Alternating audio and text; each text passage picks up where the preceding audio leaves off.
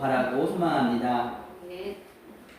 오늘 우리에게 주나님 말씀은요, 요한복음 6장 66절에서 71절까지 있는 말씀입니다. 다 같이 우리 합독하도록 하겠습니다.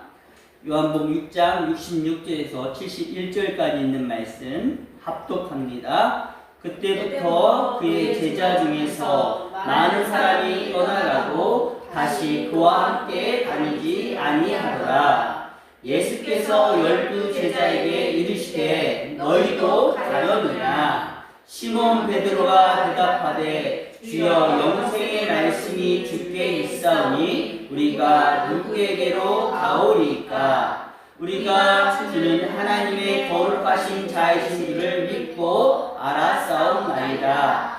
예수께서 대답하시되 내가 너희 12를 택하지 아니하였느냐? 그러나 너희 중에 한 사람은 마귀니라 하시니 이 말씀은 가룟 유다 시몬의 아들 유다를 가르치심이라. 그는 12 중에 하나로 예수를 팔 자로라. 아멘. 너희도 가려느냐라는 제목으로 하나님의 귀한 말씀 나누도록 하겠습니다. 저는 가끔 제가 다둥이 아빠로서 자녀들에게 정말 잘하고 있는가? 아빠 역할을 잘 감당하고 있는가? 그런 생각을 가질 때가 있어요. 우리 두 아들이 비웃네요. 고개를 절레절레 흔들고 있어요.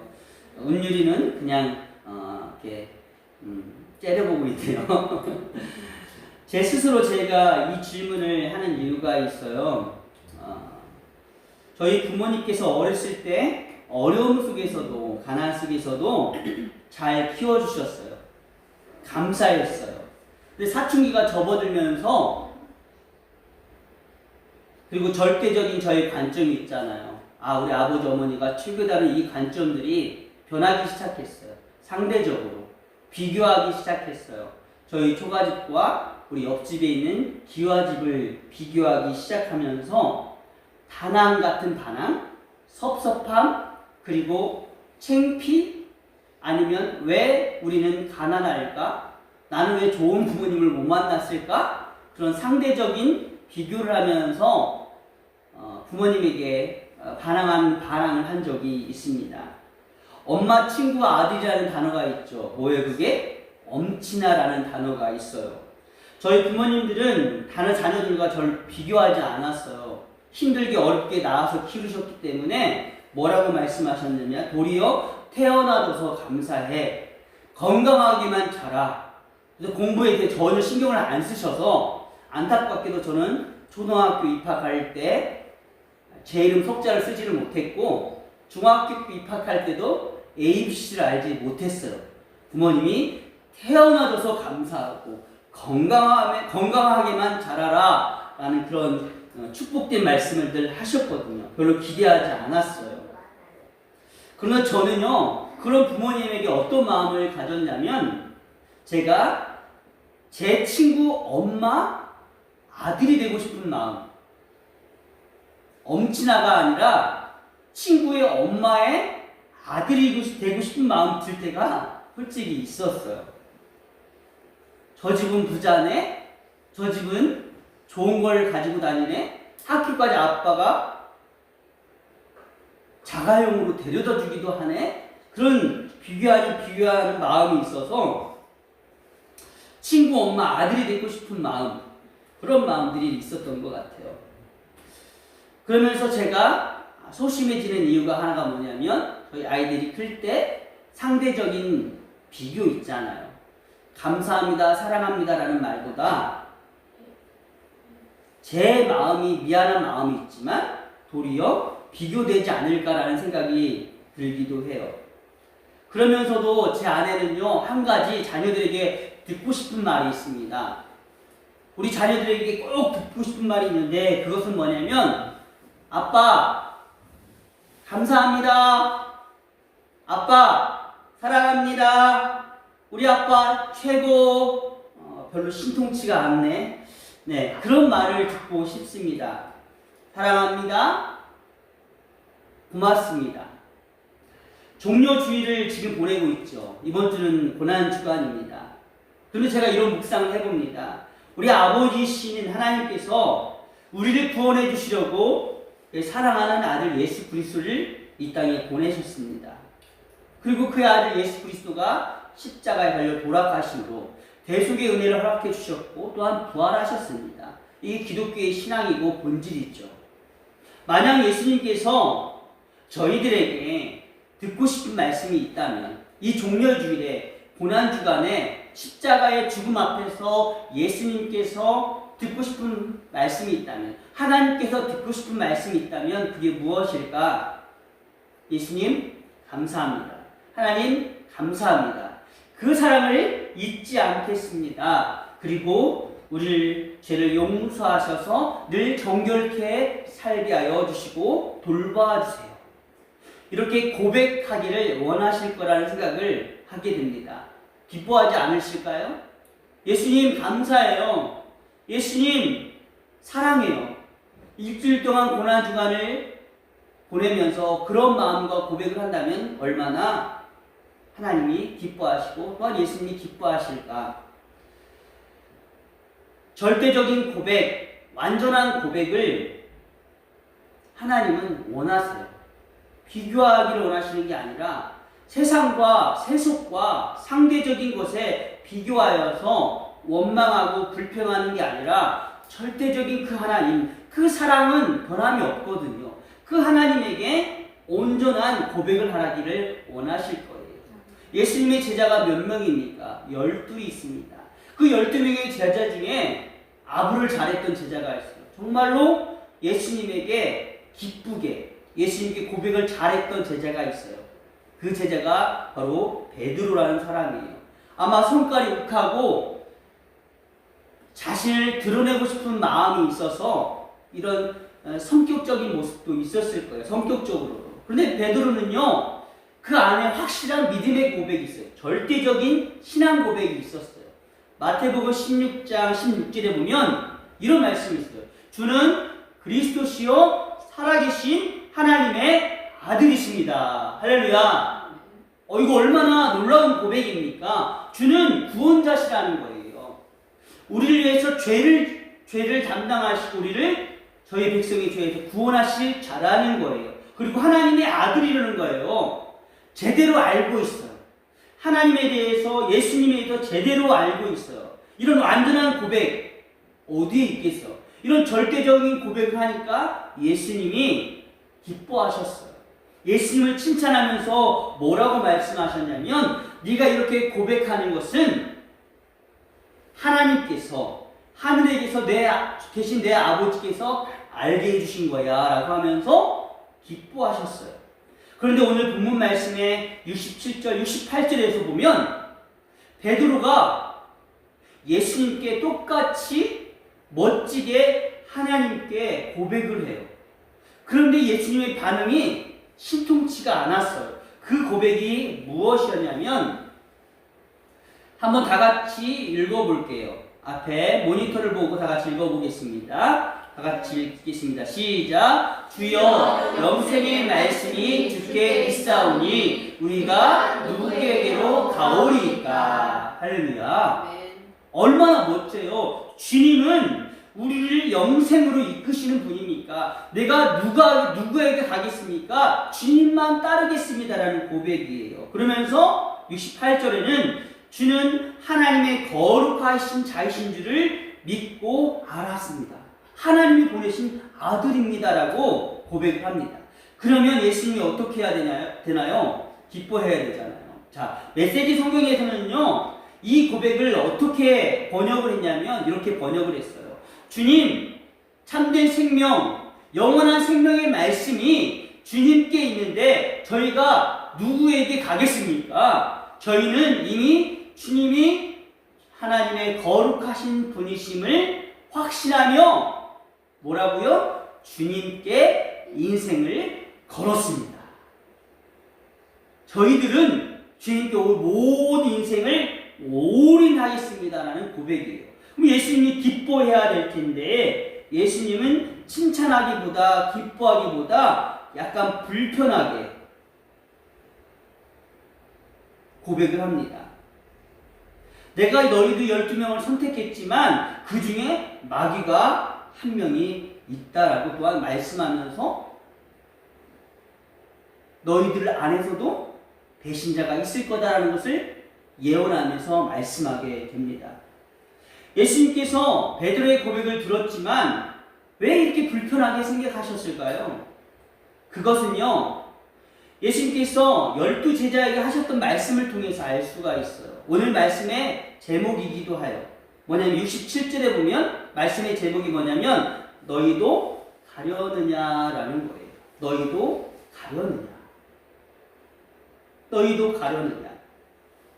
이 뜻은 무슨 뜻인 줄 아세요? 너희도 갈 거냐? 너희도 따라갈 거냐? 가려면 가라라는 거예요. 왜 이런 말씀을 하셨을까요? 그 이유는요, 예수님께서 이적을 많이 베푸셨어요. 오병이어의 기적을 베풀어 주셨고요. 38년 된 병자를 고쳐주셨고요. 사람들이 다 따라왔어요.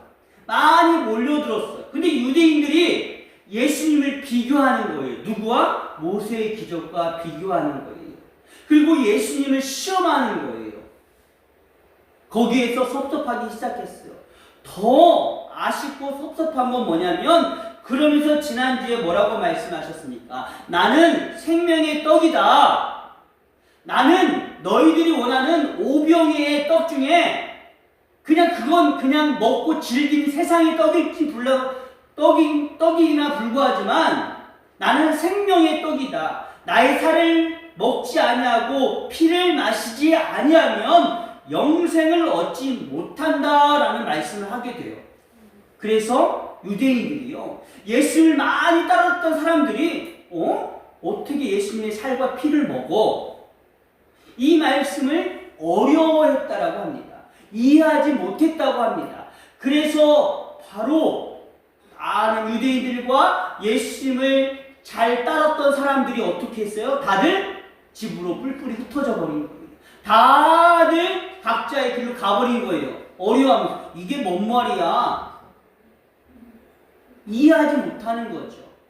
그러면서 했던 말씀이 12명의 제자들에게, 남아있는 12명의 제자들에게, 야, 너희도 가려면 가. 너희도 가려느냐? 너희도 지금 따라가려면 가. 라고 이야기하는 거죠. 그러면서 베드로가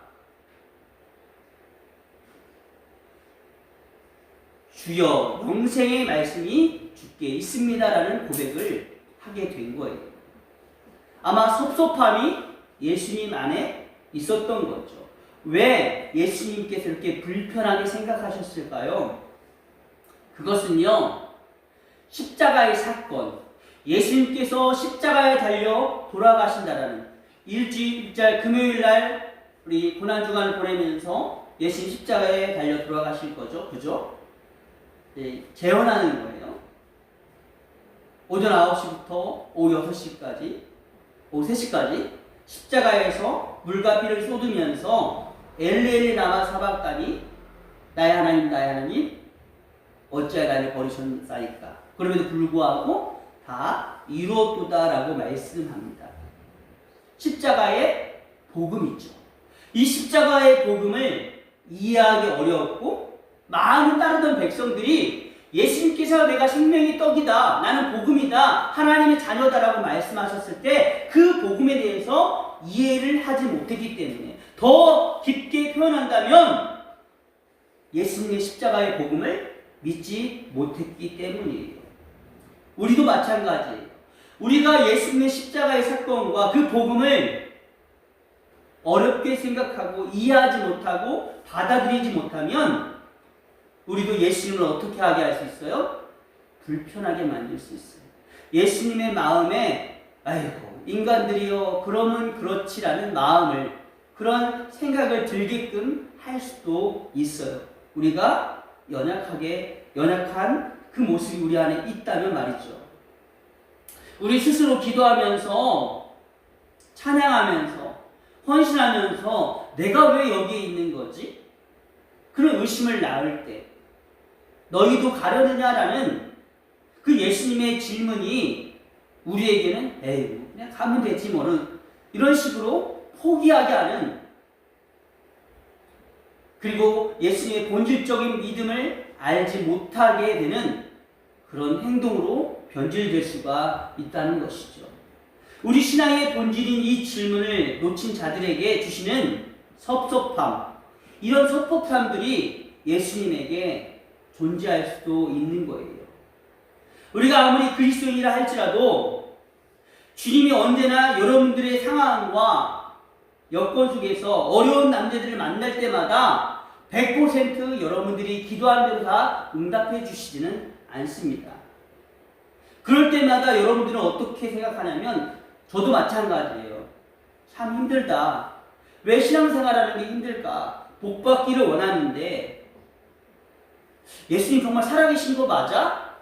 그러면 어떻게 예수님 반응하실 것 같아요? 야, 너희도 가려면 가. 너희도 가려느냐라는 그런 말씀이 우리 안에 예수님께 불편하게 하는 그런 생각들이 들게 된다는 거예요. 우리가 깨닫는 여기에 중요한 교훈이 하나가 있어요. 그게 무엇인 줄 아십니까? 십자가의 복음을 모르면, 그 십자가의 사건을 모르면 예수님이 우리의 구원자가 되시고 대속자가 되신다라는 그 믿음이 없으면 신앙생활이 참 어떻게 해진다? 어려워진다라는.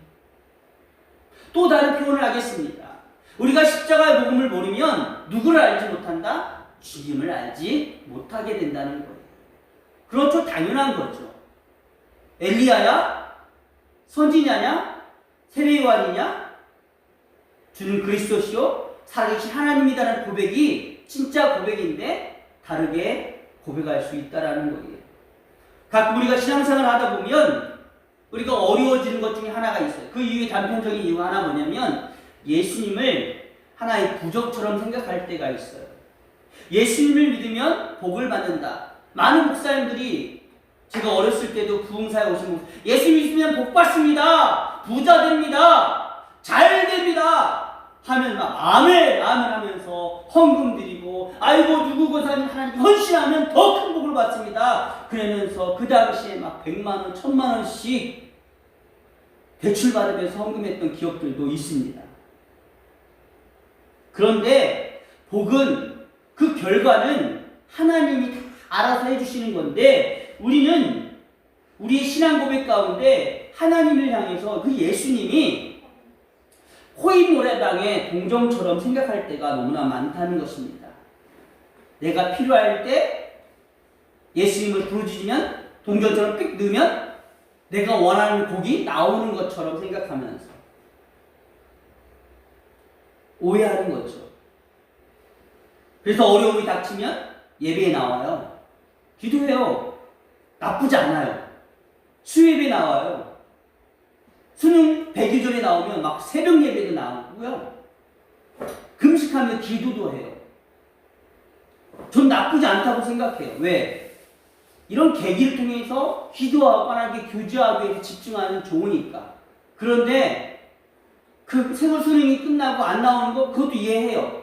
그런데 결과가 중요해 버리는 거예요.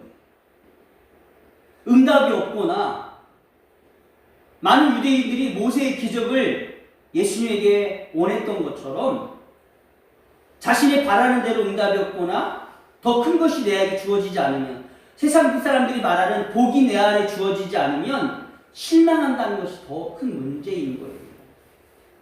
힘들어서 기도했습니다. 감사한 거잖아요.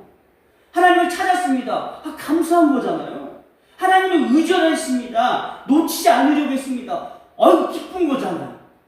그 자체가 기쁜 거잖아요. 어떤 응답을 주시던 하나님께 교제하고 더 집중했다라는 게 더 중요한 거잖아요.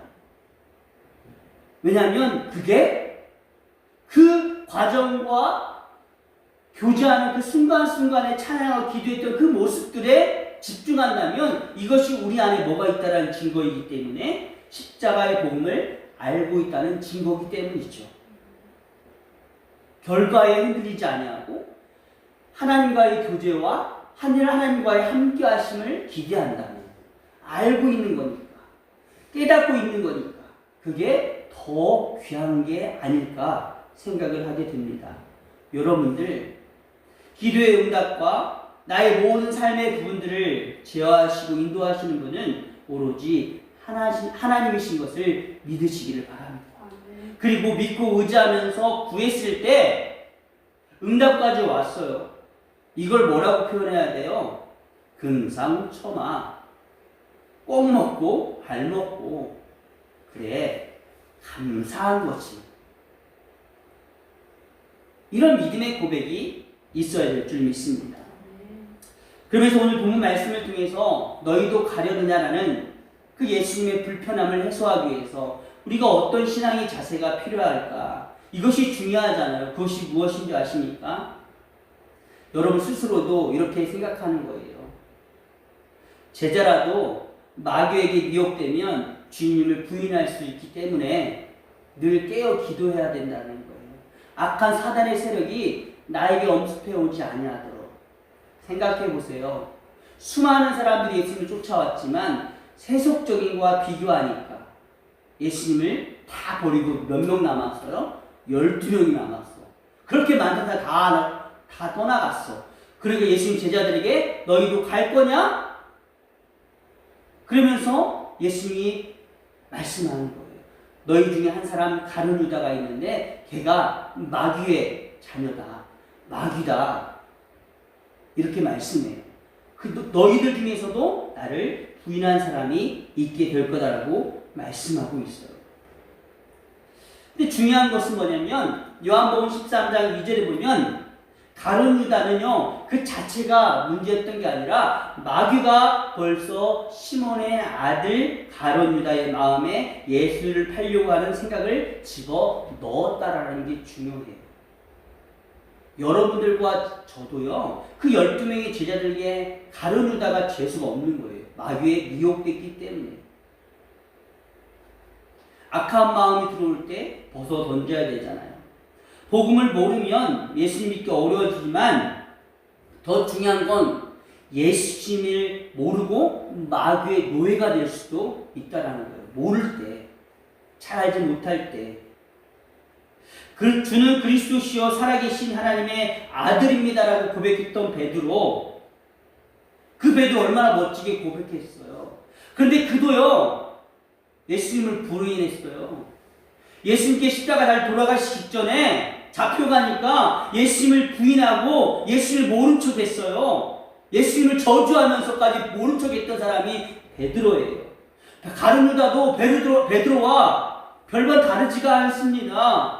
그도 예수님의 은 30냥에 30에 팔았지만 자신의 잘못을 알고 후회하면서 제사장과 장로들에게 은 30을 돌려주었습니다.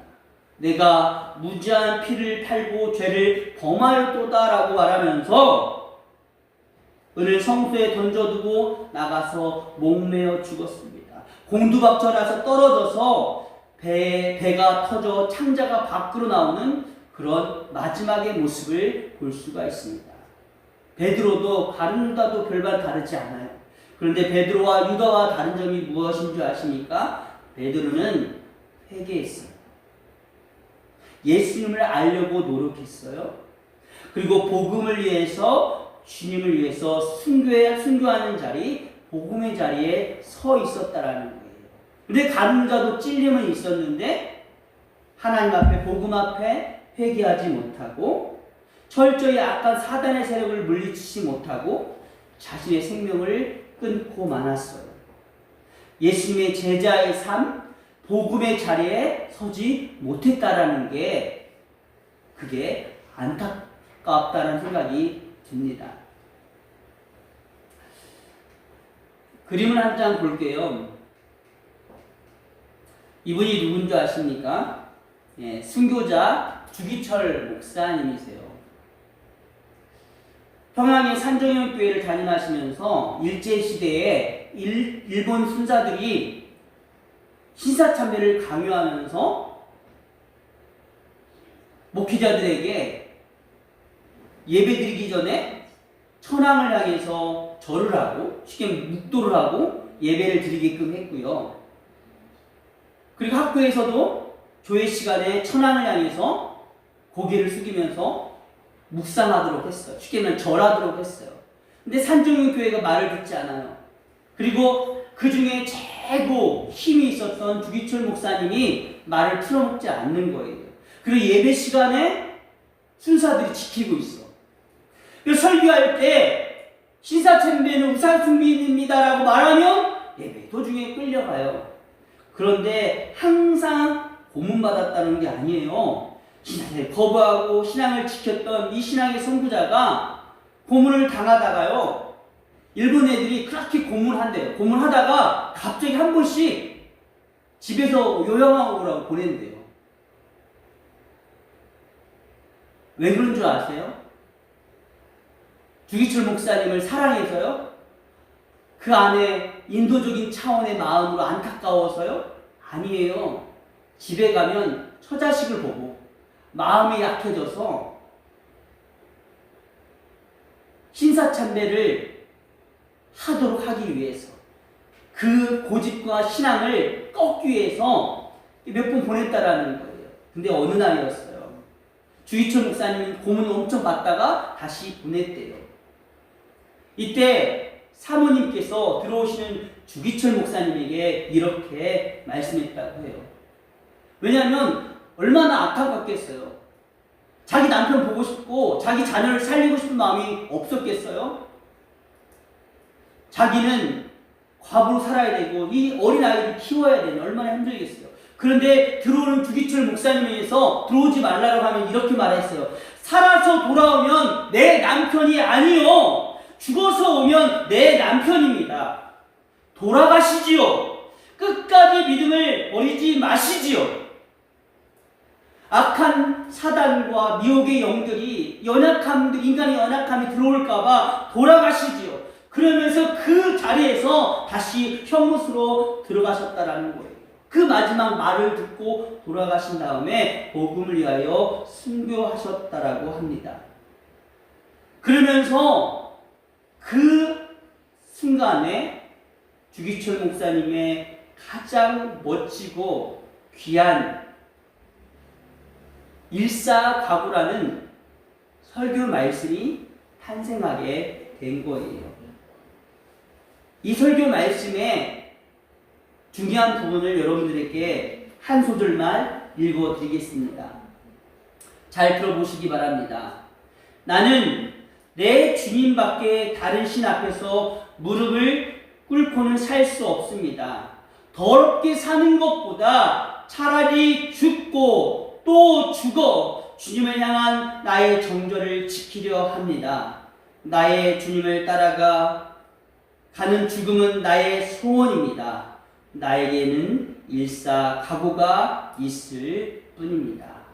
할렐루야, 할렐루야, 아멘. 복음을 알아야, 십자가의 은혜와 사랑을 알아야 신앙생활이 어렵지 않습니다. 너희도 가려느냐라는 예수님의 그 불편한 마음, 여러분 진정한 하나님의 자녀가 되기 위해서는 악한 마귀 사단이 여러분들을 미혹하지 아니하도록, 때로는 미혹당했다면 가룟 유다의 삶이 아니라 베드로의 삶을 선택해서 회개하고 돌이켜 하나님이 주시는 그 복음의 자리에 서기를 진심으로 소망합니다. 이번 주는 고난주간입니다. 십자가의 은혜를 생각했으면 좋겠습니다. 아마 코로나가 여러분들의 삶과 가정과 일터와 모든 생활의 패턴들을 바꿔버렸습니다. 그러나 하나님께서 여러분들 안에 믿음으로 온전히 살 수 있도록 은혜를 더하여 주실 줄 믿습니다. 지금 다 같이 한 목소리로 하나님께 기도하는 시간을 갖도록 하겠습니다. 이 시간 기도할 때 하나님 앞에 나의 생명과 나의 은혜를 고백하면서, 하나님, 주님의